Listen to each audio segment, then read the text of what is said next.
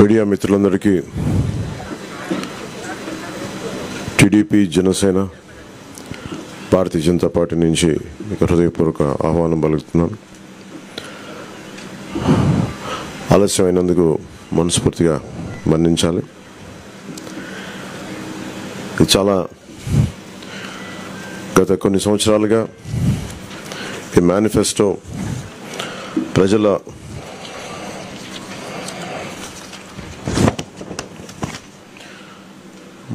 తెలుగుదేశం పార్టీకి జనసేనకి రెండు పార్టీలకి ముఖ్యంగా వచ్చిన రిప్రజెంటేషన్స్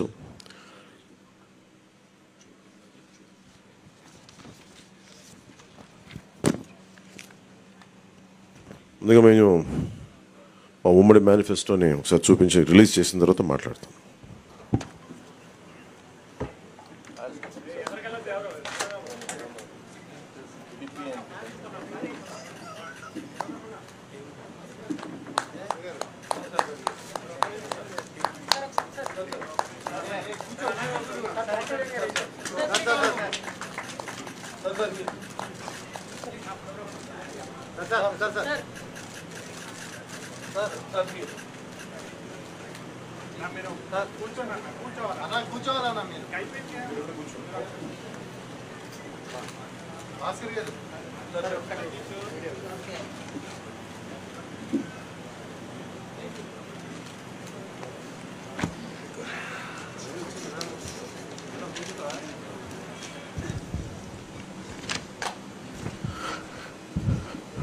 ఓకే, తెలుగుదేశం పార్టీకి జనసేన పార్టీకి వారి యోగంలో వచ్చిన రిప్రజెంటేషన్స్, అలాగే జనవాణి కార్యక్రమంలో వచ్చిన వినతులు కానీ ఆన్లైన్లో వచ్చిన సూచనలు కానీ అందరికీ రెండు పార్టీలకు వచ్చిన సూచనలన్నీ క్రోడీకరించి ఈ మేనిఫెస్టో తయారు చేయడం జరిగింది.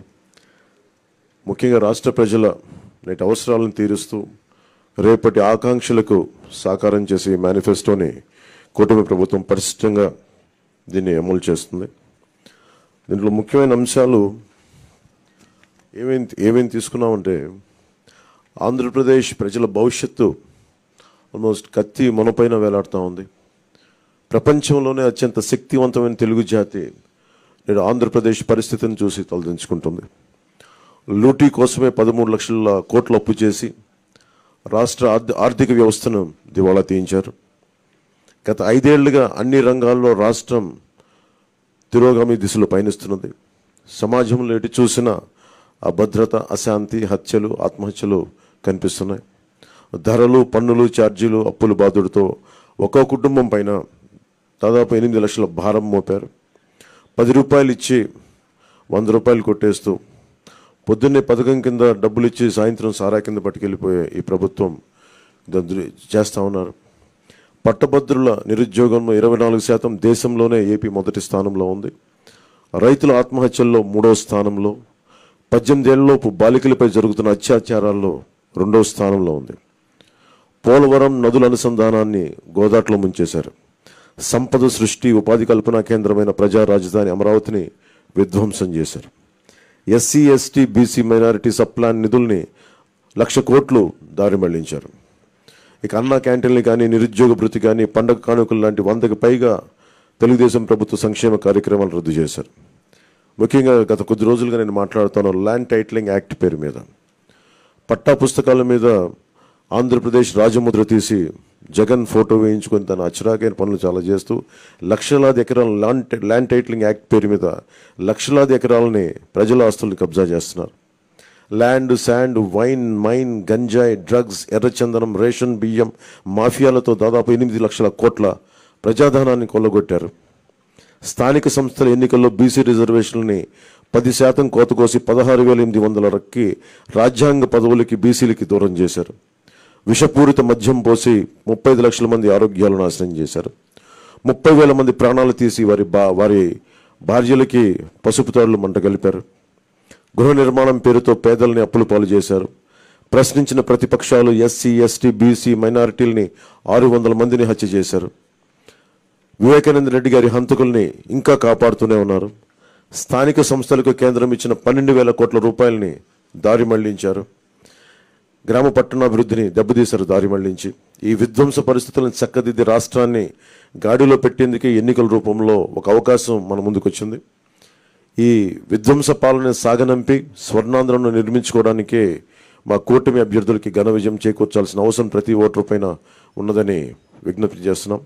తెలుగుదేశం పార్టీ చేసిన సూపర్ 6, అలాగే జనసేన ప్రతిపాదించిన షణ్ముఖ వ్యూహం, ఈ మూడిటితో కలిపి ముందుగా మేము 12తో ప్రారంభించి ఈరోజు సంపూర్ణంగా అన్ని ఎస్సీ ఎస్టీ అన్ని రకాల వర్గాలకి, ముస్లిం మైనారిటీలకి, క్రిస్టియన్లకి, అన్ని సంఘాల వాళ్ళకి, అన్ని రంగాల వాళ్ళకి చాలా సమగ్రంగా ఏర్పడిన కూటమి ఇది మన ఈ మేనిఫెస్టో. ఇది ముఖ్యంగా దీంట్లో నేను మీ దృష్టికి తీసుకొచ్చేది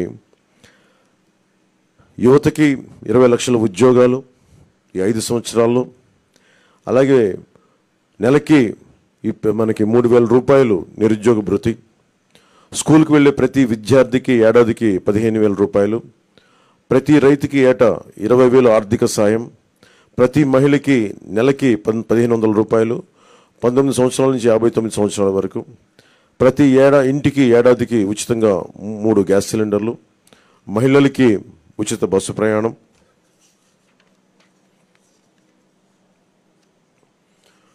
మత్స్యకారులకు సంబంధించి సముద్ర వేట విరామ సమయంలో మత్స్యకారులకు 20,000 రూపాయల ఆర్థిక సాయం, జీవో2 2017ని రద్దు చేస్తాం, బోట్ల మరమ్మతులకు కానీ ఆధునిక కమ్యూనికేషన్లకు కానీ ఆర్థిక సాయం అందిస్తాం.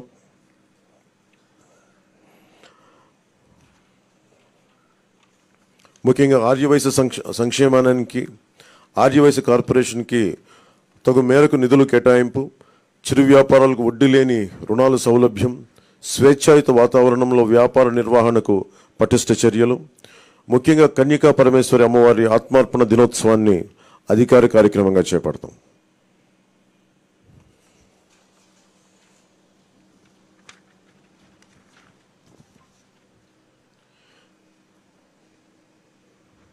ఆక్వా రంగానికి సంబంధించి అవసరం ఉన్న జిల్లాల్లో 5,000 టన్నుల నిల్వ సామర్థ్యం కలిగిన కోల్డ్ స్టోరేజ్లు, అన్ని జోన్లో ఉన్నవారికి విద్యుత్ యూనిట్కి గతంలో లాగే ₹50 సరఫరా చేస్తాం, ట్రాన్స్ఫార్మర్ల ధర తగ్గిస్తాం, ఏవియేటర్లపై సబ్సిడీ అందిస్తాం.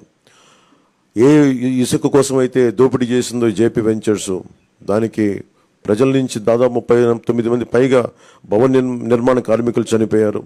మేమందరం వారికి అండగా ఉన్నందుకు ఈ రోజున వారికి సామాన్యులకి ఇసుక అందుబాటులో ఉండే విధంగా సమగ్రమైన ఇసుక విధానం, అలాగే ముఖ్యంగా విద్యార్థులకు సంబంధించి ఎయిడెడ్ కాలేజీలు, ప్రైవేట్ పీజీ విద్యార్థులకి ఫీజు రీయింబర్స్మెంట్ పునరుద్ధరిస్తాం, కాలేజీలకి రుసుము చెల్లించే సర్టిఫికేట్లు విద్యార్థులకు చిక్కులు లేకుండా చేస్తాం. ల్యాండ్ టైటిలింగ్ యాక్ట్ని రద్దు చేసి ప్రజలకి రక్షణ కల్పిస్తాం. మిగతావన్నీ చంద్రబాబు గారు తెలియజేసుకుంటారు. గౌరవ మాజీ ముఖ్యమంత్రి.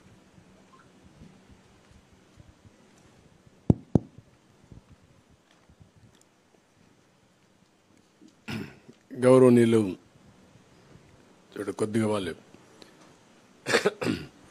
గౌరవనీయులు పవన్ కళ్యాణ్ గారు, గౌరవనీయులు సిద్ధార్థరాజ్ సింగ్ గారు, పత్రికా విలేకరులకు అందరికీ నమస్కారాలు. ఇప్పుడే పవన్ కళ్యాణ్ గారు మీకు సూచనగా చెప్పడం జరిగింది. అయితే దీనిపైన చాలా తరో ఎక్సర్సైజ్ చేశాం. ఒక పక్కన తెలుగుదేశం పార్టీ, జనసేన ఇద్దరు కూడా కూర్చొని తరో ఎక్సర్సైజ్ చేసిన తర్వాత బీజేపీ సూచనలు కూడా కొంతవరకు తీసుకొని మేము ముందుకెళ్ళాం. ఎందుకంటే వాళ్ళు అక్కడ ఎన్డీఏ నేషనల్ స్థాయిలో మేనిఫెస్టో ఇచ్చారు, కానీ రాష్ట్ర స్థాయిలో ఎక్కడ కూడా మేనిఫెస్టోతో వాళ్ళు అసోసియేట్ కావడం లేదు. అయితే దీనికి పూర్తి సహకారం అందిస్తారనే ప్రగాఢ విశ్వాసం, అదే మరి నమ్మకం. అందుకే వారు కూడా వ్యక్తిగతంగా వచ్చి ఎండార్స్ చేయడానికి వారు ముందుకు వచ్చారు. కాబట్టి కేంద్ర సహకారం మెండుగా ఉంటుంది, పూర్తిగా ఉంటుంది. అదేవిధంగా ఈ యొక్క మేనిఫెస్టోను అమలు చేసే బాధ్యత జనసేన, తెలుగుదేశం 2 పార్టీలు తీసుకుంటాం. ఇక్కడికి వచ్చినప్పుడు పోయిన సంవత్సరమే మేము సూపర్ 6 తీసుకొచ్చాం. ఈ సూపర్ 6లో 6 మేము ప్రధానంగా పెట్టాం. అందులో కూడా మీరు చూస్తే యువత నిర్వీర్యం అయిపోయింది. నేను ఎన్నోసార్లు అన్ని పబ్లిక్ మీటింగ్ మేము ముగ్గురం కూడా అదే మాట్లాడుతూ వచ్చాం. 3 రాజకీయ పార్టీలు కలిశాం. మా కలయిక ప్రజలు గెలవాలి, రాష్ట్రం నిలదొక్కోవాలి, మళ్ళా ప్రజల జీవితాలకు వెలుగు రావాలి. దీని మీదనే 3 పార్టీలు కూడా ఒక మాటలో చెప్పాలంటే ఒక నేషనల్ పార్టీ, అధికారంలో ఉండే పార్టీ, ఇటీవల ప్రజల్లోకి ఎక్కువ తిరిగిన జనసేన, 40 సంవత్సరాలుగా ఉండే తెలుగుదేశం పార్టీ అందరం కూడా అడ్జస్ట్మెంట్ చేసుకుని ఈ రాష్ట్రాన్ని కాపాడుకోవాలి, మళ్ళీ తెలుగు జాతికి పూర్వ వైభవం రావాలనే ఏకైక ఆకాంక్షతో మేమందరం కలిసి ముందుకు వచ్చాం.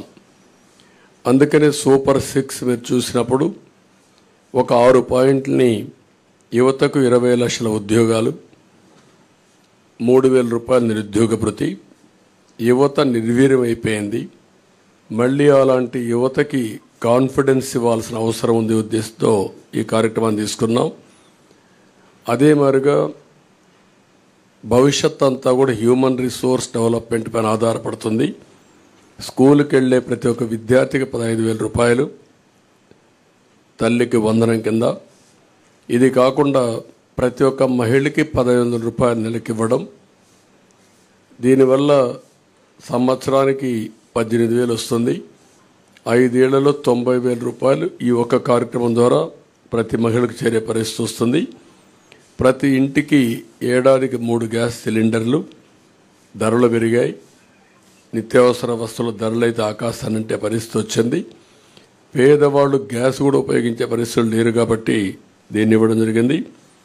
ఉచిత ప్రయాణ సౌకర్యం, దీనివల్ల మొబిలిటీ మహిళల్లో ఎక్కువ ఉంటుంది. ఉద్యోగాలు చేయాలన్నా, వ్యాపారాలు చేయాలన్నా, బయట పోయి రావాలన్నా చాలా సులభంగా ఉంటుంది. అందుకే ఈ కార్యక్రమం తీసుకొచ్చాం. దీనికి తోడుగా షణ్ముగ వ్యూహం ఇది యాడ్ చేశాం.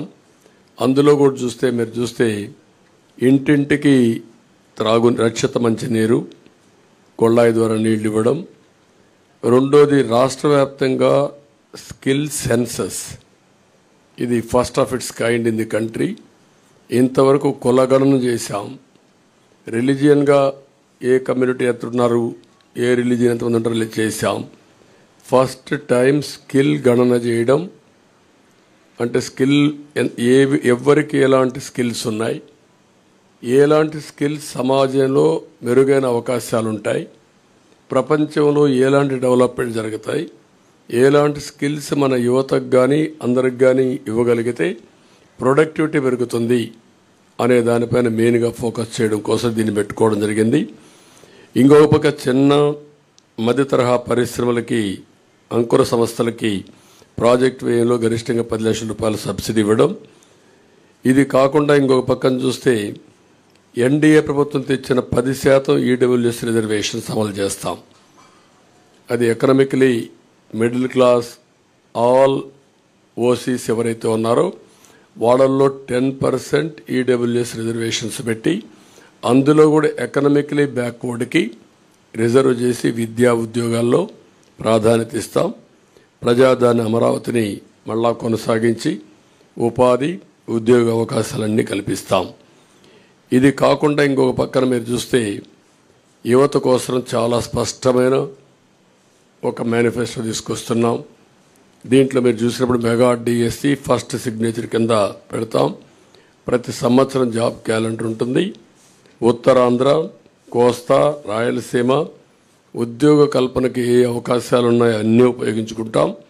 ఎంఎస్ఎంఈకి ఎక్కువ ప్రోత్సాహం ఇస్తాం. పరిశ్రమలకు అనుకూలంగా పాలసీలు తీసుకొస్తాం. మళ్ళీ పెద్ద ఎత్తున పెట్టుబడులు తీసుకొచ్చి రాష్ట్రానికి ఉపాధి అవకాశాలు కల్పించే బాధ్యత తీసుకుంటాం. యువత ఎప్పుడు సాలిడ్గా ఫ్యూచరిస్టిక్గా ఉండడం కోసం క్రీడల్ని ప్రోత్సహిస్తాం. డిజిటల్ లైబ్రరీస్ని ఎక్కడికక్కడికి అందుబాటులో తీసుకొచ్చి ఉద్యోగ అవకాశాలే కాకుండా నాలెడ్జ్ అప్గ్రేడ్ చేసుకుంటూ ముందుకెళ్తారు. అదే సమయంలో బీసీ డిక్లరేషను మేము జైహో బీసీ పెట్టాం. బీసీ డిక్లరేషన్ తీసుకున్నాం. 50 సంవత్సరాలకే నెలకు 4,000 రూపాయలు పెన్షన్ బీసీలకు ఇస్తాం. బీసీలకు వాళ్ళ రక్షణ కోసం ప్రత్యేకమైన చట్టం ఒకటి తీసుకొస్తాం. బీసీ సబ్ ప్లాన్ ద్వారా 5 ఏళ్లలో 1,50,000 కోట్లు ఖర్చు పెట్టి తద్వారా వారి యొక్క వృత్తిపరంగా చేతిపరంగా వాళ్ళకు పూర్తి సహకారం ఇచ్చి వాళ్ళ పైకి తీసుకొచ్చే కార్యక్రమాలు తీసుకుంటాం. అదే మరిగా స్థానిక సంస్థల్లో నామినేటెడ్ పోస్టుల్లో 34% రిజర్వేషన్స్ వల్ల రెస్టోర్ చేయడం, నామినేషన్ల ప్రాధాన్యత ఇవ్వడం, చట్టసభల్లో 33% రిజర్వేషన్ రావడానికి కేంద్రానికి రికమెండ్ చేస్తాం. కేంద్రంతో సంప్రదిస్తాం. ఇది జరిగే వరకు వారికి అండగా ఉంటాం. తక్కువ జనాభాతో ఎక్కువ పోటీ చేయలేని వర్గాలకి నామినేటెడ్ పోస్టుల ద్వారా రాజ్యాధికారంలో భాగస్వాములు చేస్తాం. ఇది కాకుండా బీసీ వాళ్ళ కులాల దామాషా ప్రకారం 140 బీసీ కులాలు ఉన్నాయి. ఆ కులాల్లో కొంతమంది ఎక్కువ ఉన్నారు, కొంతమంది తక్కువ ఉన్నారు. అందరి యొక్క జనాభా దామాషా వారి యొక్క ఎకనామిక్ కండిషన్ బట్టి వాళ్ళందరినీ కూడా ఎవాల్యుయేట్ చేస్తాం. దీని ప్రకారం కార్పొరేషన్లు పెట్టి అన్ని కార్పొరేషన్లకు నిధులిచ్చి తద్వారా వాళ్ళని ఆర్థికంగా పైకి తేవడం కోసం కృషి చేస్తాం. స్వయం ఉపాధికి ప్రతి సంవత్సరం ఒక 10,000 కోట్లు ఖర్చు పెడతాం బీసీల కోసం. ఇంకొక పక్క ఆదరణ కింద ఒక 5,000 కోట్లు ఖర్చు పెట్టి ఆధునిక పనిముట్లు అప్పజెప్పి వాళ్ళ యొక్క వృత్తిపరంగా చేసుకునే పనుల్లో ఆదాయాన్ని పెంచడం కోసం ముందుకు పోతాం. ఒక్కొక్క కులంలో వారసత్వంగా కొన్ని వృత్తులు వస్తూ ఉంటాయి. ఈరోజు యాదవులు ఉన్నారు. యాదవులు ఎప్పుడు కూడా పాడి పరిశ్రమ పైన ఎక్కువ ఆధారపడతారు. అందుకే ఈసారి పాడి పరిశ్రమకు కూడా ఇన్సూరెన్స్ పెట్టి అన్ని ఆవులు కానీ గేదెలు కానీ వీటికన్నిటికి ఇన్సూరెన్స్ పెట్టి ఎక్కువ రుణాలు ఇచ్చి ఆధునీకరణలో వాళ్ళని కూడా ఇన్వాల్వ్ చేసి వాళ్ళని డెవలప్ చేస్తాం. అదే మరి కురబ కులస్తులను చూస్తే గొర్రెల పెంపకంలో కూడా వాళ్ళు ఉంటారు. ఈరోజు అత్యాధునిక ప్రమాణాలతో మనం డెవలప్ చేసే అవకాశాలు ఉన్నాయి. అలాంటి పరిస్థితుల్లో వారికి ఇది వృత్తిపరంగా వారిని ఎంపవర్ చేస్తాం. చేనేత పరిశ్రమకి ఎవరైతే బాగా ఇబ్బందుల్లో ఉన్నారో అలాంటి వారందరికీ పవర్ లూమ్స్కు ఒక 500 యూనిట్లు, హ్యాండ్లూమ్కి 200 యూనిట్లు ఉచితంగా కరెంట్ ఇస్తాం. 24,000 రూపాయలు సంవత్సరానికి వాళ్ళకి ఇచ్చే బాధ్యత తీసుకుంటాం. ప్రతి కుటుంబానికి కూడా ఒక 24,000 రూపాయలు ఇచ్చి వాళ్ళని ఆదుకుంటాం. ఇవి కాకుండా ఈరోజు నాయీ బ్రాహ్మణులకి వాళ్ళ గౌరవ వేతనం దేవాలయాల్లో పనిచేసే అందరికీ 25,000 రూపాయలు గౌరవ వేతనం ఇప్పిస్తాం. షాపులకు 200 యూనిట్లు కరెంటు ఉచితంగా ఇస్తాం. గీత కార్మికులకి మద్యం షాపుల్లో 10% రిజర్వేషన్లు పెడతాం. వడ్డరికి క్వారీల్లో 15% రిజర్వేషన్లు పెడతాం. రాయల్టీ సీనరీ ఛార్జీల్లో మినహాయింపు ఇస్తాం. ఇది కాకుండా రజక దోబిఘాట్ల నిర్మాణానికి ప్రోత్సాహాలు ఇస్తాం. అదే మరి దోబిఘాట్ల కోసం పవర్ కూడా 200 యూనిట్లు ఉచితంగా ఇచ్చి వాళ్ళని ఆదుకుంటాం. మత్స్యకారులు ఎవరైతే ఉన్నారో విరామ సమయంలో వేటకు పోలేని సమయంలో 20,000 రూపాయల ఆర్థిక సహాయం చేసి 217 జీవోని రద్దు చేస్తాం. వారిని అన్ని విధాలు ఆదుకోవడానికి బోట్ల మరమ్మతులు కానీ కొత్త బోట్లు కొనియడం కానీ ఇవన్నీ చేస్తాం. ఎక్కడికక్కడ ఏవైతే చిన్న చిన్న పోర్ట్స్ ఇవన్నీ ఉన్నాయో దానికి కూడా ప్రాధాన్యత ఇచ్చి వారిని ఆదుకోవడం కోసం ముందుకెళ్తాం. స్వర్ణకారుల అభివృద్ధి కోసం కొత్తగా ఒక కార్పొరేషన్ పెడతాం. వారిని కూడా ఆదుకుంటాం. ఎవరైతే ఈ ప్రభుత్వంలో అతి దారుణంగా తోట చంద్రయ్య, అమర్నాథ్ గౌడ్, జల్లయ్య యాదవ్, పాల సుబ్బారావు ఇలాంటి వ్యక్తులను అతి క్రూరంగా చంపేశారు, ఆ కేసులన్నీ రీఓపెన్ చేస్తాం. తప్పకుండా కఠినంగా యాక్షన్ చేసి వాళ్ళందరిపైన కఠిన చర్యలు తీసుకొని వాళ్ళ ఆత్మకు శాంతి కలిగే విధంగా బీసీల కోసం మేము పనిచేస్తాం. ఇంకొక పక్క మహిళలు ఉన్నారు. నేను ముందే సూపర్ 6లో 4 కార్యక్రమాలు మహిళలకే ఇచ్చాం. అదే సమయంలో డాక్రా సంఘాలకి ఎంపవర్ చేయడం కోసం 10 లక్షల రూపాయల వరకు రుణాలు ఇచ్చి వడ్డీ లేని రుణాలు ఇచ్చి వాళ్ళని ఆదుకుంటాం. అదే సమయంలో ఈరోజు జరిగే విధానం చూస్తే 10 రూపాయలు ఇచ్చి 100 రూపాయలు అలాగే ఇస్తున్నారు, 1000 రూపాయలు దోచేస్తున్నారు. ఆ విధానానికి స్వస్తి చెప్పి సంపద సృష్టించడం తెలిసిన పార్టీలు ఇవి. అటు కేంద్రంలో ఉండే ఎన్డీఏ సంపద సృష్టిస్తూ ఉంది. అదేవిధంగా పవన్ కళ్యాణ్ గారు కూడా సంపద సృష్టించి ఆ సంపద పేదవాళ్ళకి చేర్చాలనేది ఆయన ఆలోచన. ఈ 3 పార్టీలు కూడా కలిసి సంపద సృష్టిస్తాం, ఆదాయాన్ని పెంచుతాం, పెంచిన ఆదాయాన్ని మళ్ళీ పేద ప్రజలకు అందజేస్తాం. అదే సమయంలో హ్యాండ్ హోల్డింగ్ చేసి మనం ఇచ్చిన డబ్బులతో ఎక్కువ ఆదాయాన్ని సంపాదించుకునే మార్గం కూడా చూపిస్తాం. మా సిద్ధాంతం చేపనివ్వడమే కాదు, చేపలు పట్టేది కూడా నేర్పించాలని, దానికి కావలసినటువంటి స్కిల్స్ కానీ వసతులు కానీ ఏర్పాటు చేసి వారిని పైకి తేవాలనేది మా ఆలోచన. దానికోసమే ఈరోజు P4 ఉంది. చాలామంది గుర్తుపెట్టుకోవాలి. ఈరోజు ఎకనామిక్ రిఫార్మ్స్లో P3 అంటే పబ్లిక్ ప్రైవేట్ పార్ట్నర్షిప్తో రోడ్లు వచ్చాయి, ఎయిర్పోర్ట్లు వచ్చాయి, పోర్ట్లు వచ్చాయి, టెలికమ్యూనికేషన్ వచ్చింది, పవర్ వచ్చింది. దీనివల్ల సంపద వచ్చింది, పోటీ పెరిగింది, సమర్థత పెరిగింది. అదే సమయంలో ఈరోజు మా ఆలోచన భవిష్యత్తులో P4 అంటే పబ్లిక్ ప్రైవేట్ పీపుల్స్ పార్ట్నర్షిప్. ఈరోజు 10% పై బాగా ఆర్థికంగా పైకి వచ్చిన వాళ్ళు, కనీసం ఒక 20 మంది కిందన ఆర్థికంగా వెనుకబడిన వాళ్ళని పైకి తెచ్చే సామాజిక బాధ్యత తీసుకోవాల్సిన అవసరం ఉంది. ఇది జరగాలి. అందుకే ఏ పని చేసినా పేదవారి కోసం చేయాలనుకుంటున్నాం. దీనికి ప్రత్యేకమైన శ్రద్ధ పెట్టాం. పేదరిక నిర్మూలన అసాధ్యం కాదు. ఈ టెక్నాలజీ పెద్ద హ్యాండీగా ఉంది మనకు. నాలెడ్జ్ ఎకానమీ సాధ్యం. ఇది చేయడం కోసం అందుకే మేము తీసుకున్నది కూడా మీరు చూస్తే కాంప్రహెన్సివ్గా తీసుకున్నాం. ఇక్కడ కూడా మీరు గుర్తుపెట్టుకోవాల్సింది 2047 చాలామందికి అనుమానం ఉంది. ఎట్లా చేస్తారని చెప్పి మాట్లాడుతున్నారు మా క్రిటిక్స్ అందరూ. సంపద సృష్టించడం తెలిసిన పార్టీ తెలుగుదేశం పార్టీ. ఆ సంపద సృష్టి కూడా ఆటోమేటిక్గా ఏదైతే ఉందో ఒక ఎకో సిస్టమ్ క్రియేట్ చేస్తే డెస్ట్రాయ్ చేయకపోతే కంటిన్యూగా ముందుకు పోయే పరిస్థితి వస్తుంది. దానికి ఒక నిదర్శనం ఒక హైదరాబాద్, లేకుంటే ఐటీ రంగం, అలాంటివన్నీ చేసి ముందుకెళ్తాం. అదే సమయంలో అంగన్వాడీ కార్యకర్తలను ఆదుకుంటాం. ఉద్యోగాలు చేసే మహిళలకు హాస్టల్ వసతి ఏర్పాటు చేసి వాళ్ళకు రక్షణగా నిలబడతాం. ఇంకొక పక్కన కొంతమంది గర్ల్స్ మధ్యలో చదువు ఆపేసి మళ్ళీ వాళ్ళు కంటిన్యూ చేయాలి అనే ఆలోచన ఉంది. అలాంటి వారికి కళలకు రెక్కలనే పథకం కింద ఇంట్రెస్ట్ ఫ్రీ లోన్ ఎంతైనా కానీ ఇచ్చి వాళ్ళని పైకి తీసుకొచ్చే బాధ్యత, వాళ్ళు సెటిల్ అయిన తర్వాత ఆ డబ్బులు తిరిగి కట్టే బాధ్యత, అది కూడా వడ్డీ లేకుండా కట్టే బాధ్యత తీసుకొస్తాం. పండుగ కానుకలు, పెళ్లి కానుకలు నేను కొన్ని దీంట్లో పెట్టకపోయినా అన్న క్యాంటీన్ ఇవన్నీ కూడా పునరుద్ధరిస్తాం. మళ్ళీ పేదవాళ్ళకు అండగా ఉంటాం. ఈ ప్రభుత్వంలో ఉద్యోగస్తులు చాలా నష్టపోయారు. వ్యవస్థ చిన్నాభిన్నమైపోయింది. వ్యక్తులు కూడా ఆ ఉద్యోగాలను చేసే వాళ్ళందరూ వ్యవస్థలు డెస్ట్రాయ్ అయినాయి, వ్యవస్థలు నిర్వీర్యం అయిపోయినాయి. నిధులు లేకుండా ఒక పక్క, భయపెట్టే ఒక పక్క, అస్తవ్యస్తమైనటువంటి విధానాలు, వీటన్నిటిలో దెబ్బతిన్నారు. రెండోది వాళ్ళు కూడా చాలా నిరాశ నిస్పృహల మధ్యలో ఉన్నారు. ఒక మాటలో చెప్పాలంటే సమాజం మొత్తం దెబ్బతిన్నప్పటికీ ఉద్యోగస్తులైతే నిర్వీర్యమైపోయారు.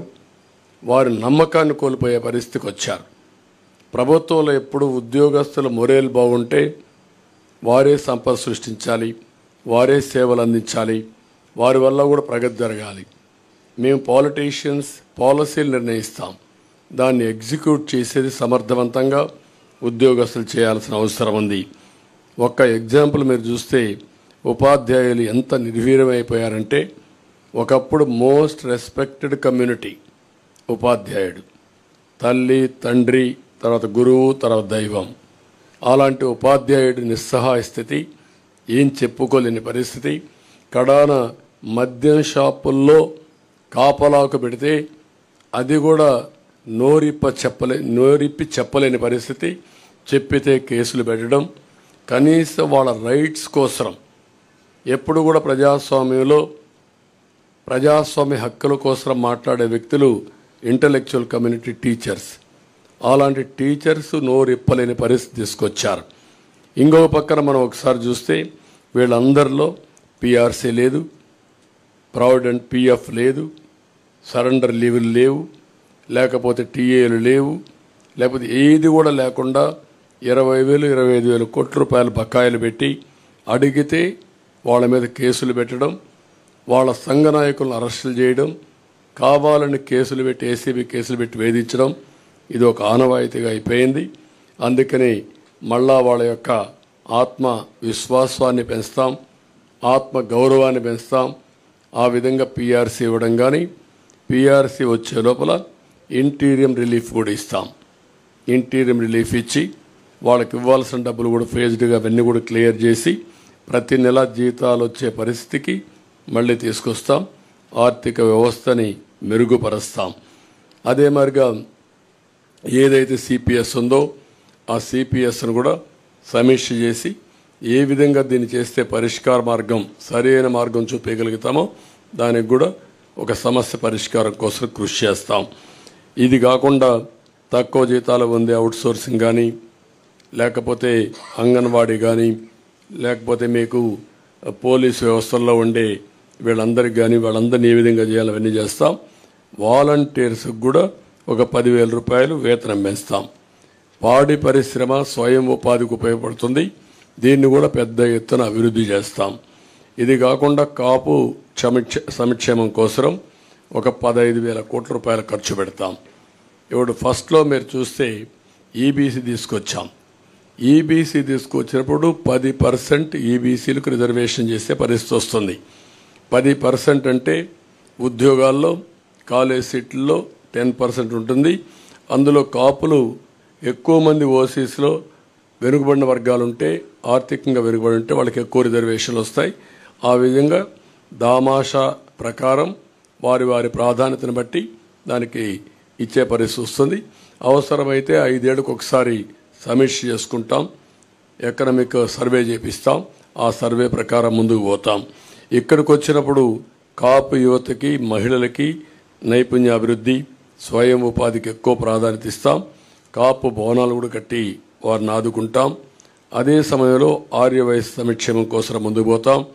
క్షత్రియ సంక్షేమం, అగ్రవర్ణాల్లో ఉండే ఇతర పేదలకు కూడా న్యాయం చేయడం, ఇవి చేస్తూనే ఈరోజు ప్రత్యేక కార్పొరేషన్ ఏర్పాటు చేసి ఎక్కడికెక్కడ ఇవన్నీ ముందుకు తీసుకుపోతాం. ఇంకొక పక్క పెన్షన్ కూడా మొన్నే అనౌన్స్ చేశాం. 4,000 రూపాయలు పెన్షన్ ఇస్తున్నాం. అది కూడా ఏప్రిల్ నుంచి ఇస్తాం. పెంచిన పింఛను ఏప్రిల్ నుంచి ఇచ్చి, ఇంకొక పక్కన వికలాంగులకి, దివ్యాంగులకి 6,000 రూపాయలు ఇస్తాం. వైకల్పానికి పూర్తిగా అంటే 2 కాళ్ళు చేతులు లేకుండా అవస్థపడే వాళ్ళకి 15,000 రూపాయలు ఇస్తాం. కిడ్నీ, తలసేమియా వంటి దీర్ఘ వ్యాధులు ఉండే వాళ్ళకి 10,000 రూపాయలు పింఛన్ ఇస్తున్నాం. ఇది కాకుండా 2 సెంట్లు ఇంటి జాగా గ్రామీణ పట్టణ ప్రాంతాల్లో, గ్రామాల్లో 3 సెంట్లు ఇస్తాం.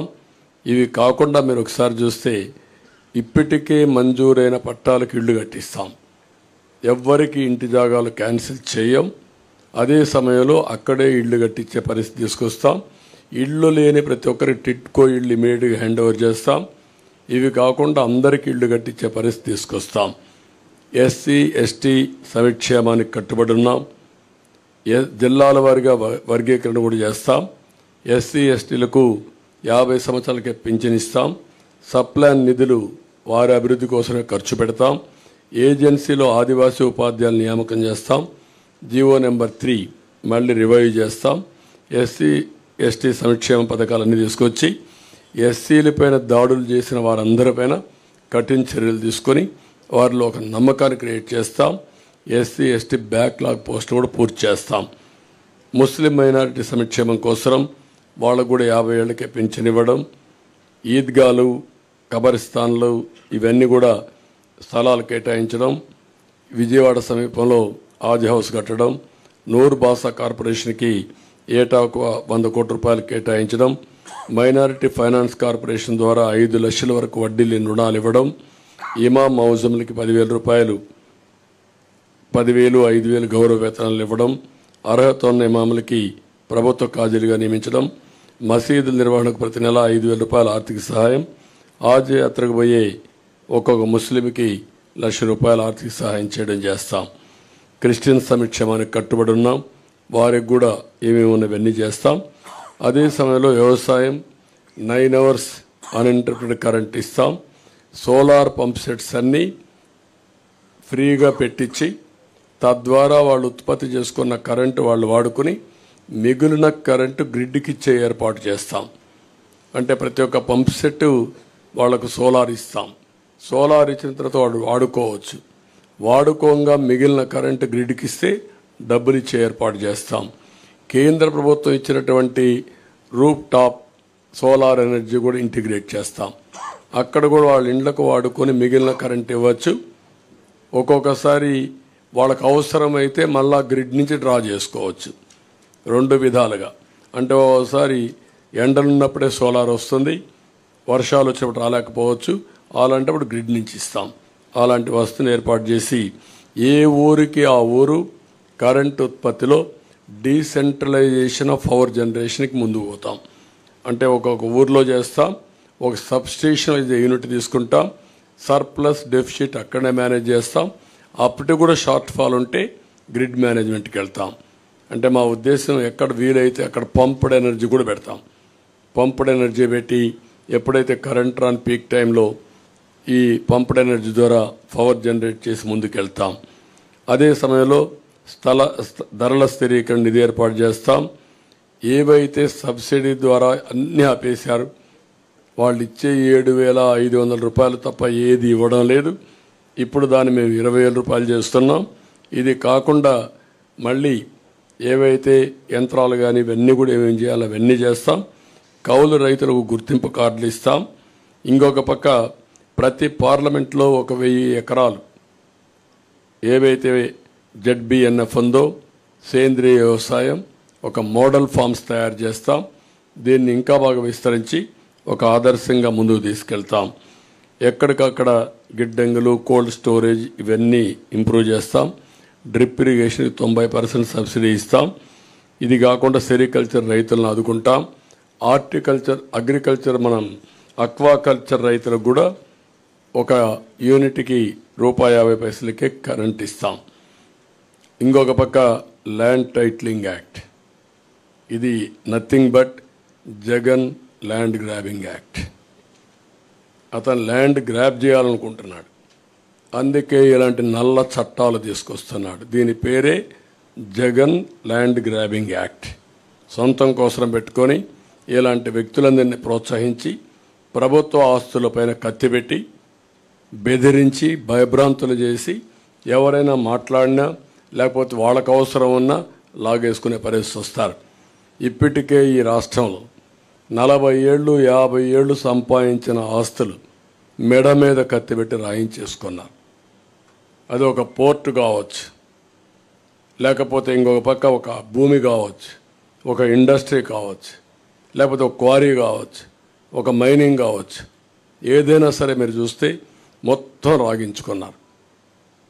ఎందుకు పోర్ట్లు చేతులు మారాయని అడుగుతున్నా, ఎందుకు సెజ్లు చేతులు మారాయని అడుగుతున్నా, ఎందుకు స్టూడియోస్ చేతులు మారాయని అడుగుతున్నా, ఎందుకు ఆస్తులు బలవంతంగా చేతులు మారాయని అడుగుతున్నా. There is no answer. ప్రతి ఒక్కరూ ఏ స్థాయికి వచ్చారంటే మా ప్రాణాలుంటే చాలు, మేము బ్రతికితే చాలు, ప్రాణాలుంటే వేరే ప్రాంతాలకు పోయి 10 రూపాయలు సంపాదించుకుంటాం, ఇక్కడుండి మేము ప్రాణాలు పోగొట్టుకోలేమనే ఉద్దేశంతో సరెండర్ చేసేసారు. 30 ఏళ్ళు 40 ఏళ్ళు సంపాదించిన ఆస్తులవి. అలాంటి దుర్మార్గమైన కార్యక్రమాలు జరిగాయి. అవన్నీ కూడా నేను ఎగ్జాంపుల్ చెప్పమంటే అన్ని చెప్పడానికి సిద్ధంగా ఉన్నా. రేపు గవర్నమెంట్ వస్తానే ఒకటి కాదు ఎందుకు మారాయో నేను అడుగుతున్నా. కాకినాడ సెజ్ ఎందుకు మారింది, కాకినాడ పోర్ట్ ఏంటి, గంగవరం పోర్ట్ అన్నీ ఒకటి కాదు. మైనింగ్ ఈరోజు సిలికాన్ మైనింగ్ మన గూడూరు దగ్గర ఉన్నాయి. ఒక్క ఓనర్ ఉన్నాడు, ఒరిజినల్ ఓనర్. దాంట్లో రాష్ట్రంలో క్వారీస్ ఉన్నాయి, కనీసం చిన్న చిన్న క్వారీస్ కూడా మొత్తం లాగేశారు. ఒక్క క్వారీ ఎవరి దగ్గర లేదు. గ్రనైట్, గెలాక్సీ గ్రనైట్ ఎందుకు చేతులు మారాయి, ఎవడు తీసుకున్నాడు? ఎవరైనా బరి తెగించి నువ్వు చంపేసినా పర్వాలేదు అని అడ్డం తిరిగిన వాళ్ళు క్యాన్సిల్ చేసి హెవీ ఫైన్స్ వేసి ఆపరేట్ చేయకుండా చేస్తే సమయం వచ్చేప్పుడు చూసుకుంటాను గమ్మునుండే పరిస్థితికి వచ్చారు. ఈరోజు మీరు చూశారు శాండ్ విషయంలో సుప్రీంకోర్టు మేము ఎన్ని ఆదేశాలు ఇచ్చినా మీరు యాక్షన్ చేయడం లేదు కాబట్టి ఇమ్మీడియట్ పండి ఎక్కడ కూడా ఇసుక తవ్వడానికి వీలు లేదు. ఇమీడియట్గా మాకు కౌంటర్ ఫైల్ చేయమని గవర్నమెంట్కి ఇక్కడ డిపార్ట్మెంట్కి ఆదేశాలు ఇచ్చే పరిస్థితి వచ్చింది. ఎన్నిసార్లు కామెంట్ చేశారు హైకోర్టు, ఎన్నిసార్లు కామెంట్ చేశారు సుప్రీంకోర్టు, ఎన్జిటి ఎంత స్పష్టమైన ఆదేశాలు ఇచ్చింది. అంటే కోర్టులు అంటే లెక్కలేదు, రెగ్యులేటరీ ఏజెన్సీస్ అంటే లెక్కలేదు, ఇష్టానుసారంగా చేసే పరిస్థితికి వచ్చారు. అందుకే మేము వస్తానే జగన్ ల్యాండ్ గ్రాబింగ్ యాక్ట్ని రద్దు చేస్తాం. ఇది ఆయన కోసం పెట్టుకున్న ల్యాండ్ గ్రాబింగ్ యాక్ట్. ఇది నిన్న అడిగారు భాస్కర్ రెడ్డి అనే వ్యక్తి పులివెందల్లో జగన్మోహన్ రెడ్డి సతీమణిని అడిగారు. ఏమడిగారు? మా నాన్న మా తాత ఇచ్చిన భూమి పైన మీ ఫోటో ఎందుకు పెట్టుకున్నారు, మీ ఆయన ఫోటో ఎందుకు పెట్టుకున్నారు అడిగారు. రాజముద్ర పడవలసింది ఎక్కడ? ఇలాంటి ఫోటో వేస్తే ఎవరు సహిస్తారని అడుగుతున్నా. What is the answer? నువ్వు అంటున్నావు కదా నన్ను మెచ్చారని, సమాధానం చెప్పు. నువ్వు ఇచ్చావా ఈ ఆస్తి? మీ తాత ఇచ్చాడు ఈ ఆస్తి? నీ సాక్షి పేపర్ నుంచి సంపాదించి ఇచ్చారా? మీ భారతీ సిమెంట్ నుంచి ఒక బస్తా ఉచితంగా ఇచ్చావా? కాబట్టి ఇవన్నీ కూడా మనం గుర్తుపెట్టుకోవాల్సింది. ప్రజలు మాటలాడలేని పరిస్థితి, నిస్సహాయ స్థితికి నెట్టేసి భయభ్రాంతులు చేసి పోలీసులు పెట్టుకొని హైహ్యాండెడ్గా మాట్లాడితే అరెస్టులు చేసి, అరెస్ట్ చేసిన తర్వాత వాళ్ళు పోలీస్ టార్చర్ చేసి ఇలాంటి దుర్మార్గమైన పనులు చేశారు. కాబట్టి దీనిపైన ఇప్పుడు అన్నీ అయిపోయినాయి. ఇప్పుడు కడాన ప్రైవేట్ ఆస్తులపైన కూడా పెట్టారు. ఇప్పుడు చాలామంది రాష్ట్రం వదిలిపెట్టి వెళ్ళిపోతున్నారు. నిన్న మీరు చూశారు ఒక అమ్మాయి ఆరుద్ర. ఆ ఆరుద్రని అమ్మాయి వారణాసికి వెళ్ళిపోయింది. వారణాసికి వెళ్ళిపోయి మళ్ళా తిరిగి నేను రావాలంటే ఈ ప్రభుత్వం పోతే వస్తాను, నేను రాలేనని చెప్పే పరిస్థితికి వచ్చింది. మీ అందరికీ ఐడియా ఉంది ఆరుద్ర ఏ విధంగా ఫైట్ చేసిందో. రంగనాయకమ్మ ఏం తప్పు చేసింది ఆవిడ? ఈ రాష్ట్రం వదిలిపెట్టి వేరే రాష్ట్రానికి పొట్ట కోసం పోయే పరిస్థితి వచ్చేసింది.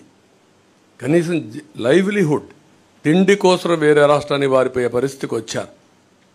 ఇది అరాచకాలకు పరాకాష్ట. ఇప్పుడు ఫైనల్గా ఈ ల్యాండ్ టైటిలింగ్ యాక్ట్ పేరుతో జగన్ గ్రాబింగ్ యాక్ట్ తీసుకొచ్చారు.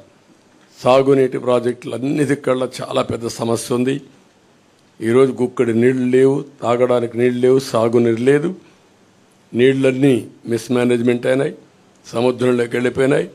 ప్రాజెక్టులు ఏది పూర్తి కాలేదు. ఇరిగేషన్ మేనేజ్మెంట్ అడ్వాన్స్ స్థాయిలో ఉంది. కాలువలు దవ్వలేదు, పంట కాలువలు లేవు, డ్రైనేజెస్ లేవు, వాటర్ మేనేజ్మెంట్ లేవు, రిజర్వాయర్లు కొట్టుకోబోతున్నాయి. ఇంతవరకు మీరు చూస్తే అన్నమయ్య ప్రాజెక్టు కొట్టుకొని పోతే ఏం చేస్తారో చెప్పలేని నిస్సహాయ స్థితి. గుండ్లకమ్మ ప్రాజెక్టు గేట్స్ 3 సార్లు కొట్టుకోబోయే పరిస్థితి. పులిచింతల గేట్స్ కొట్టుకోబోయే పరిస్థితి. What is the reason?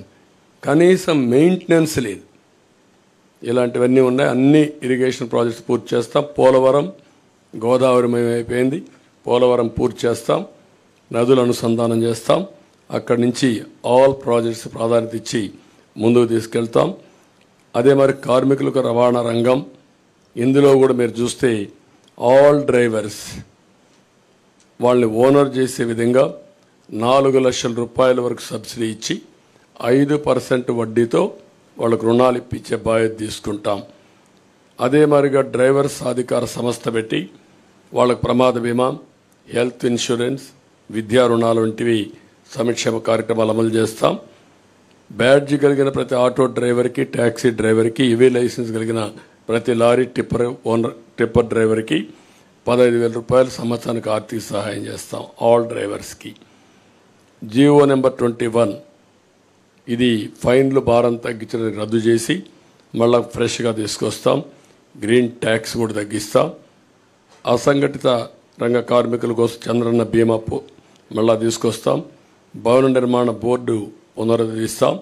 ముఠా కార్మికుల సంక్షేమానికి ప్రత్యేకమైన బోర్డు కూడా తీసుకొస్తాం.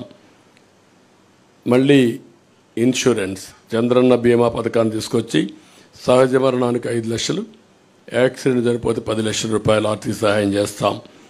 ఫస్ట్ టైం హెల్త్ ఇన్సూరెన్స్ తీసుకొస్తున్నాం. ప్రతి ఒక్క కుటుంబానికి 25 లక్షల రూపాయలు హెల్త్ ఇన్సూరెన్స్ చేస్తాం. 25 లక్షల రూపాయలు ఇన్సూరెన్స్ ఇప్పిస్తాం. ప్రతి ఒక్కరిది డిజిటల్ హెల్త్ కార్డ్స్ ఎస్టాబ్లిష్ చేస్తాం. ప్రతి ఒక్క మండలంలో జనరిక్ మెడికల్ షాప్ ఒకటి పెడతాం. అవి పెట్టినప్పుడు చాలా కాస్ట్ ఎఫెక్టివ్గా ఉంటుంది. అవి కూడా పెట్టి అందరికి అందుబాటులో పెడతాం. బీపీ, షుగర్ వంటి నాన్ కమ్యూనికబుల్ డిసీజెస్ ఉండే వాళ్ళందరికీ ఉచితంగా జనరిక్ మెడిసిన్స్ని సప్లై చేస్తాం. విద్యుత్ ఛార్జీలు నియంత్రణ చేస్తాం. మళ్ళా కట్టడి చేస్తాం. అవినీతి అరికడతాం. సమర్థత పెంచుతాం. ఇంకొక పక్క చెత్త పన్ను ఇలాంటివన్నీ కూడా రద్దు చేస్తాం. ఇంటి పన్నులు కూడా హేతుబద్ధత ఉండాలి. ఇవన్నీ కూడా ఎక్కడికక్కడ సమీక్ష చేస్తాం. పెట్రోల్, డీజిల్ కూడా ధరల నియంత్రణ చేస్తాం. మద్యం ధరల్ని నియంత్రణ చేయడమే కాకుండా విషపూరిత బ్రాండ్లు ఏవైతే ఉన్నాయో అవన్నీ రద్దు చేసి సమగ్రమైన ఎంక్వైరీ చేసి తద్వారా వీళ్ళు చేసిన తప్పుడు పనులను ఎస్టాబ్లిష్ చేసి ఎవరైతే కల్పరేట్స్ ఉన్నారో వాళ్ళు పనిష్ చేసి మళ్ళీ ఈ రాష్ట్రంలో ఇలాంటి స్పూరియస్ లిక్కర్ లేకుండా చేసే బాధ్యత తీసుకుంటాం. అన్నా క్యాంటీన్లు ఏర్పాటు చేస్తాం. ఇంకొక పక్కన రేషన్ పంపిణీ విధానం కూడా సమీక్ష చేస్తాం. Fee reimbursement, aided colleges, private fee విద్యార్థులకు ఫీజు ఇప్పిస్తాం. కాలేజీలకే రుసుము చెల్లించి మళ్ళీ సర్టిఫికెట్ రాకుండా పోవడం, ఎగ్జామ్స్ రాయకుండా పోవడం ఇలాంటి సమస్యలు లేకుండా చేస్తాం. ఉచిత ఇసుక విధానాన్ని తీసుకొస్తాం. దానికి సమగ్ర పాలసీ తీసుకొస్తాం. పగడ్బందీగా కన్స్ట్రక్షన్ యాక్టివిటీ జరిగే విధంగా కార్యక్రమం తీసుకొస్తాం. విద్య కేజీ టు పీజీ సిలబస్ అంతా కూడా రివ్యూ చేస్తాం. రాష్ట్రంలో అనేక స్కూళ్ళు 117 జీవో వల్ల మూతపడిపోయినాయి.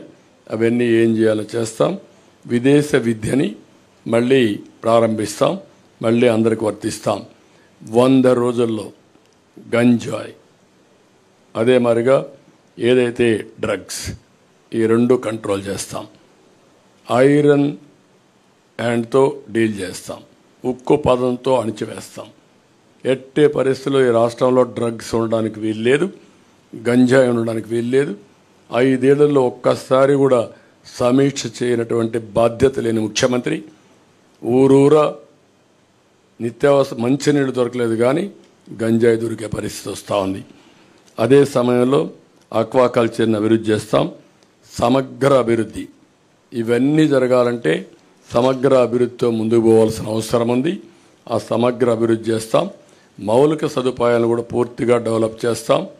గ్రామాల దగ్గర నుంచి రోడ్ ఇన్ఫ్రాస్ట్రక్చర్ ఉన్నది బెస్ట్ ఇన్ఫ్రాస్ట్రక్చర్ తయారు చేస్తాం.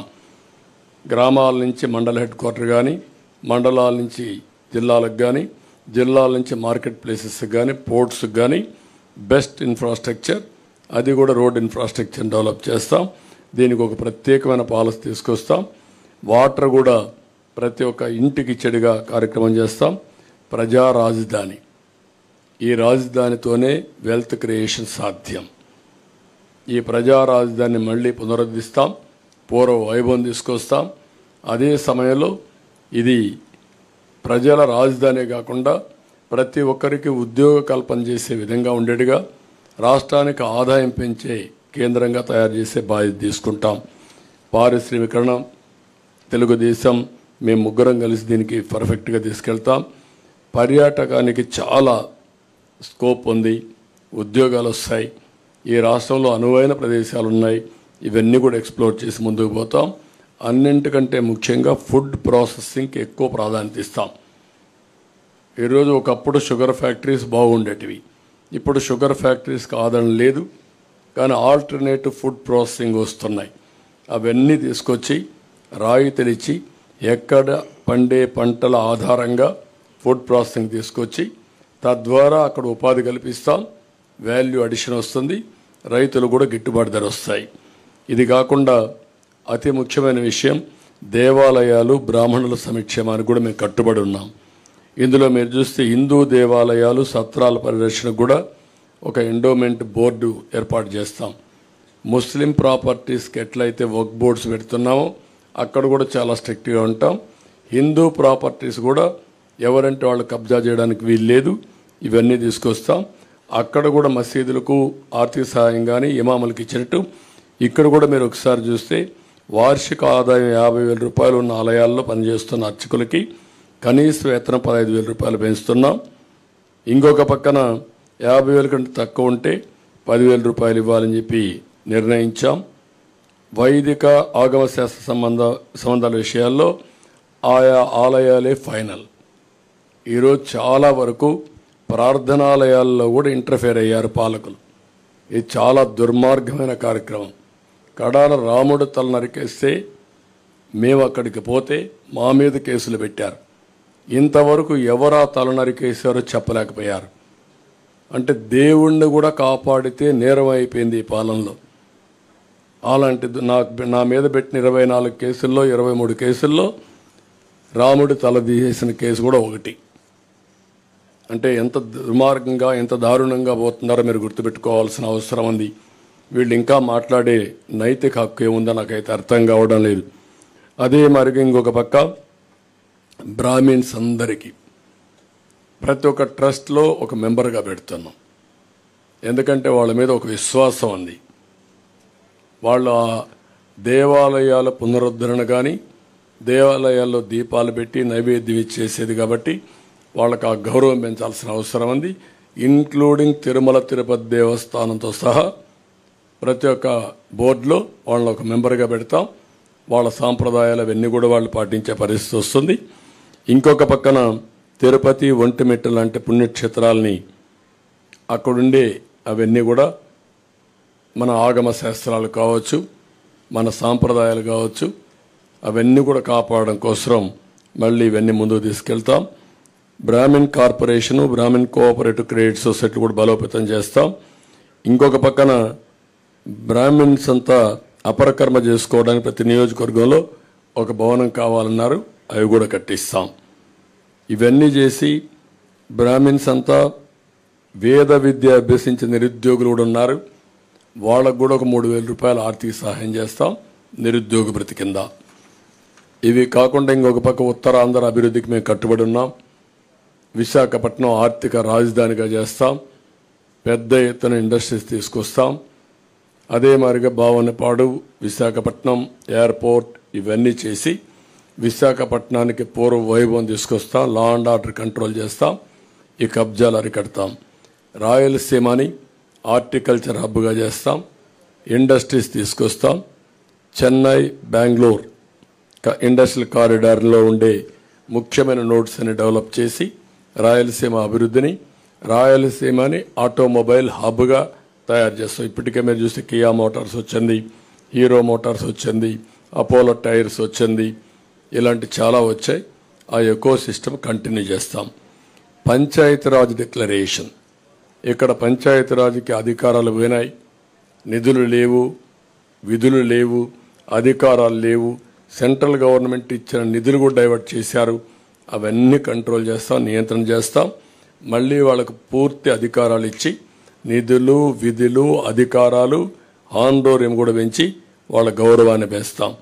కడాన జర్నలిస్టుకు కూడా నేను మొన్న అడిగాను. ఒకప్పుడు తెలుగుదేశంలో 2,500 మందికి అక్రిడిషన్ ఉంటే ఇప్పుడు 1000 పడిపోయినాయి. ఒక సాక్షి, TV9 లేకపోతే NTV వీళ్ళకి మాత్రం ఉన్నాయి. అది ఈరోజు ఈ రాష్ట్రంలో పరిస్థితి. మీడియా పైన నియంత్రణ, మీడియా పైన దౌర్జన్యం. అందుకే పూర్వ వైభవం తీసుకొస్తాం. అందరికి అక్రిడిషన్ ఇస్తాం.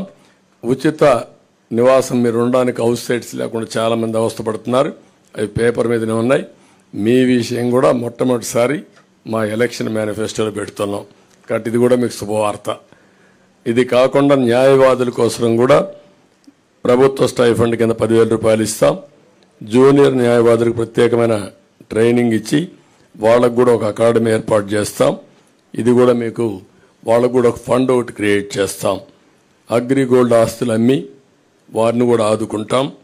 ఫైనల్గా గుడ్ గవర్నెన్స్, సమర్థవంతమైన పాలనతోనే ఇది సాధ్యం. ఈ గుడ్ గవర్నెన్స్లో ఒక భాగం లా అండ్ ఆర్డర్. ఎక్కడ లా అండ్ ఆర్డర్ పటిష్టంగా ఉంటే అక్కడ పీస్ ఉంటుంది, ఎక్కడ పీస్ ఉంటే అక్కడ ప్రాస్పరిటీ ఉంటుంది. దానికి కూడా మేము కట్టుబడి ఉన్నాం. గట్టిగా నిర్ణయాలు చేసి లా అండ్ ఆర్డర్ మెయింటైన్ చేసి పటిష్టమైన యంత్రాంగాన్ని తయారు చేసి మళ్ళీ అనుకున్న ఇవన్నీ సాధిస్తా అని చెప్పి తెలియజేసుకుంటూ ఇప్పుడు ప్రజలందరినీ కోరుతున్నా, మేము చేయాల్సిన అన్ని ప్రయత్నాలు చేసి మీ ముందుకు వస్తున్నాం. ఇప్పటికే మీరు పూర్తి ఆదరణ చూపిస్తున్నారు.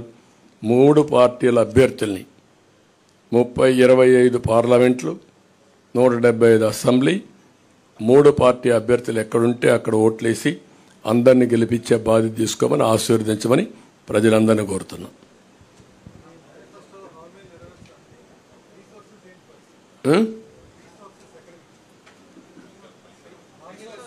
జగన్మోహన్ రెడ్డి ఎక్కడ తెచ్చాడు? సాక్షిని తెచ్చాడా?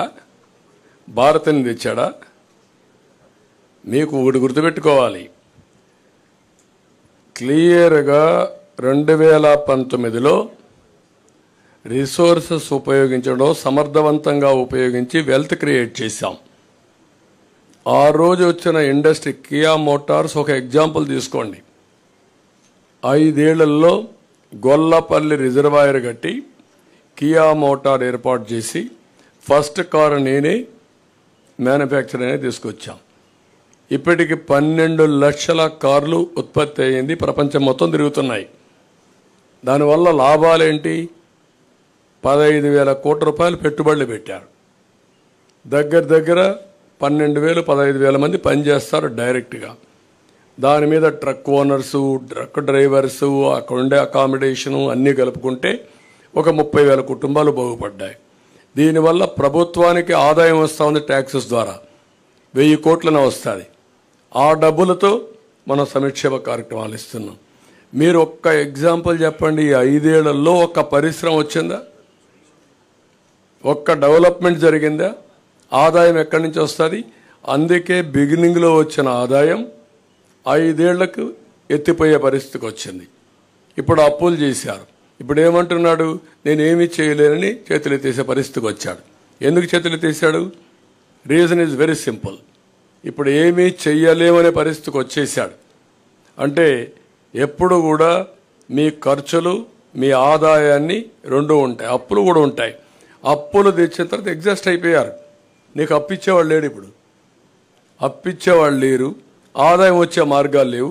ఆదాయ మార్గాలు మొత్తం క్లోజ్ చేసేసాం. అప్పులు ఇచ్చేవాళ్ళు చేతులెత్తే పరిస్థితికి వచ్చారు. ఇప్పుడు మిమ్మల్ని జప్తు చేసే పరిస్థితికి వచ్చారు. చేతులెత్తడం కాదు, జప్తు చేసే పరిస్థితికి వచ్చారు. ఒక్క అమరావతి ఒక ఎగ్జాంపుల్. 2,70,000 కోట్ల రూపాయలు ఆయన బటన్ నొక్కారంటున్నాడు. ఒక్క అమరావతిలో 3 లక్షల కోట్ల రూపాయలు యాజ్ ఆన్ టుడే ప్రజల ఆస్తి ఆవిరైపోయింది. వై? మీరేమీ చేసి ఉండక్కర్లేదు. యాజ్ దట్ ఈజ్ అమరావతిని వదిలిపెట్టుంటే 3 లక్షల కోట్లు వచ్చేది. దీనికి వ్యతిరేకంగా మీరేం చేశారు? 13 లక్షల కోట్లు అప్పు చేశారు. దానికి వడ్డీ కట్టాలి.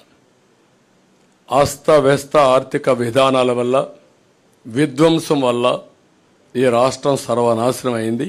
ఆ మాట చెప్తున్నాం. ఎవరైతే మీరు అడిగే క్వశ్చన్కి 94, 95లో జీతాలు ఇవ్వలేని పరిస్థితి హైదరాబాద్లో. గుర్తుపెట్టుకోండి, 3 నెలలకు ఒకసారి జీతాలు ఇచ్చాను. తర్వాత అక్కడి నుంచి నిర్ణయాలు చేశాం. 2004కు మిగుల బడ్జెట్, మిగుల కరెంటు సంపాదించాం. ఏం చేశామని ఆలోచిస్తే సంస్కరణలు తీసుకొచ్చాం, సంపద సృష్టించాం, ఆదాయాన్ని పెంచాం. ఆ మాటే చెప్పాం. మేము ఆదాయం పెంచే మార్గాలు మాకు తెలుసు, మళ్ళీ అభివృద్ధి చేసే మార్గాలు మాకు తెలుసు. అది చేయకుండా ఒట్టి మాటలతో, అది కాకుండా మాకు ఒక బ్రాండ్ ఉంది, కమిట్మెంట్ ఉంది 3 పార్టీలకి. ఈరోజు దేశంలో నేను అడుగుతున్నా, ఇదే స్పీడ్లో పోతే నేను కూడా చెప్పాను, ఈయనకి డ్రైవింగే రాదు, పరిపాలన చేత కాదు. సరే బస్సు ఎక్కిచ్చారు అందరూ కలిసి, డ్రైవర్ సీట్లో కూర్చొని పెట్టాం. వాడు రివర్స్లో పోతానంటున్నాడు. డ్రైవింగ్ రాని వాడు రివర్స్ దొలితే ఏమవుతుందండి? అదే చేశాడు ఈ రాష్ట్రాన్ని. రివర్స్ టెండరింగ్ ఏంటి? బుద్ధుండేవాడు ఏమైనా చేస్తాడు రివర్స్ టెండరింగ్? మాట్లాడడానికి ఏమైనా ఉందా మీకు?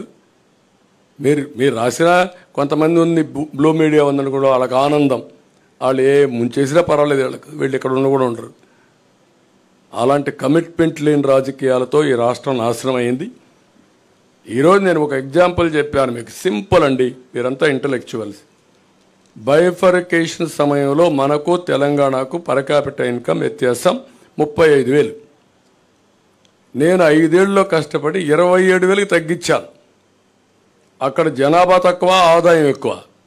ఇక్కడ జనాభా ఎక్కువ, ఆదాయం తక్కువ. పర్ క్యాపిటా పెంచాలంటే చాలా ఎఫర్ట్స్ ఉంటాయి. ఇప్పుడు ఎంత అయింది? అది 27,000 45,000 అయింది. Can you imagine? నీకు ఆదాయం ఎట్టొస్తుంది? ఇంకా ఆదాయమే లేకపోతే నీకు ప్రభుత్వానికి ఆదాయం ఎక్కడి నుంచి వస్తుంది? ఎవడు ఖర్చు పెడతాడు? కొనుగోలు శక్తి ఎక్కడిది వచ్చింది? This is where I'm saying. Okay అమ్మా, మీరు బయలుదేరండి. ఒక్క నిమిషం కన్క్లూడ్ చేద్దాం. మాకిద్దరికి కూడా ప్రోగ్రాంలు ఉన్నాయి. ఆయన ఇప్పుడు పోలవరం వెళ్ళాలి, ఆయన తొందరగా నేను కూడా పిఠాపురం వెళ్ళాలి, ఇది దెందులూరు వెళ్ళాలి, తెనాలి రావాలి. బ్రీఫ్గా అడిగేయండి ఒక క్వశ్చన్, ఏదైనా చెప్తాను. తప్పులేదు, ఎందుకంటే వాళ్ళు ఒక సిద్ధాంతపరంగా నేషనల్ లెవెల్లో ఎన్డీఏ ఉంటుంది. ఎన్డీఏ మేనిఫెస్టో ఇచ్చారు. ఏ రాష్ట్రంలో కూడా వాళ్ళు మేనిఫెస్టోలు ఇన్వాల్వ్ కావడం లేదు. సంఘీభావాన్ని తెలియజేస్తారు. ఆ మాట వారు కూడా చెప్తా వినండి. Sir, BJP has given any assurance if they come into power, they will support Andhra Pradesh under their leadership. Will they give a special status implementation? I think my support here from the BJP on the release of TDP and Jan Sena is in itself a message that this alliance is going to deliver for the people, aspiration of the people of Andhra Pradesh and the national aspiration at the national level.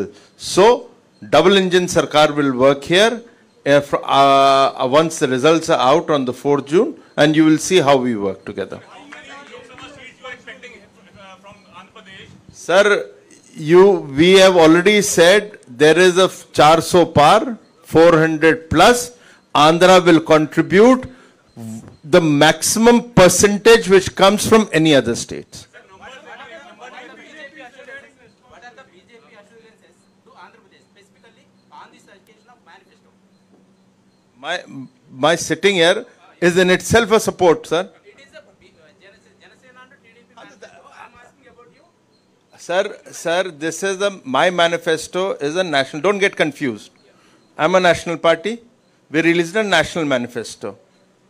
There was no other party, regional party with us. We released it. It's a TDP and Jan Sena alliance and BJP alliance is there, but they have released their manifesto.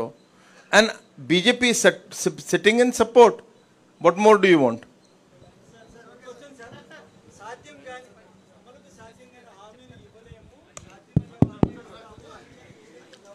నేనేమన్నానంటే, అందుకే చెప్పా కదా, మేము సంపాదించే ట్యాంకులో నీళ్లు పెట్టాం, చెరువులో నీళ్లు పెట్టాం. ఆ నుంచి కాలువలో నీళ్లు తీసుకుపోయాడు. చెరువులో నీళ్లు అయిపోయినాయి ఇప్పుడు. అందుకే చేతులు ఎత్తేసాడు. మొన్నే యాక్సెప్ట్ చేశాడు. అతను ఫలితాలకు ముందే రాజీనామా చేసేసాడు. అస్త్ర సన్యాసం చేశాడు. అయిపోయింది. ఇంక దానికంటే ఏం కావాలి నీకు? ప్రజలు ఏం కోరుకుంటున్నారు? భవిష్యత్తు కోరుకుంటున్నారు, ఫ్యూచర్ కోరుకుంటున్నారు, ఆశాజనకంగా ఉండాలని కోరుకుంటారు. అలాంటిది ఏమీ చేయలేని చేతులెత్తేసిన తర్వాత 5 ఏళ్ల తర్వాత వ్యత్యాసం ఏముంది? ఏమి లేదు కదా. 5 ఏళ్లకు ముందు మేము అమ్మఒడి ఇచ్చా, ఇప్పుడు అమ్మఒడి ఇస్తా. 5 ఏళ్లకు ముందు నాన్నబుడ్డి పెట్టా, ఇప్పుడు నాన్నబుడ్డి ఉంటుంది. అంతే కదా. మరి ఎప్పుడు కూడా గుర్తుపెట్టుకోవాల్సింది aspirational India. What Modiji is talking? 2047 Viksit Bharat. India will be number 1. Indians will be number 1. పేదరికం లేని దేశంగా ఉండాలనేది ప్రగాఢమైన నమ్మకం మాకు. అందుకే నా కోరిక ఏంటి? 2047కి ఆయన వికసిత్ భారత్ చేస్తే వికసిత్ ఆంధ్రప్రదేశ్ ఉండాలి. తెలుగు భారత్. అదే సమయంలో తెలుగు వాళ్ళు నెంబర్ 1గా ఉండాలి. ఒక ఆంధ్రప్రదేశ్లో కాదు, ప్రపంచంలోనే తెలుగు వాళ్ళు నెంబర్ 1గా ఉండాలి. నా కోరిక, మోడీ గారి కోరిక, ఇండియన్స్ నెంబర్ 1గా ఉండాలనేది. ఈ రెండు కూడా ఒకటి ఐడియాలజీ. జగన్మోహన్ రెడ్డి కోరిక నార్త్ కొరియా చేయాలని, అదే ఆయన కోరిక.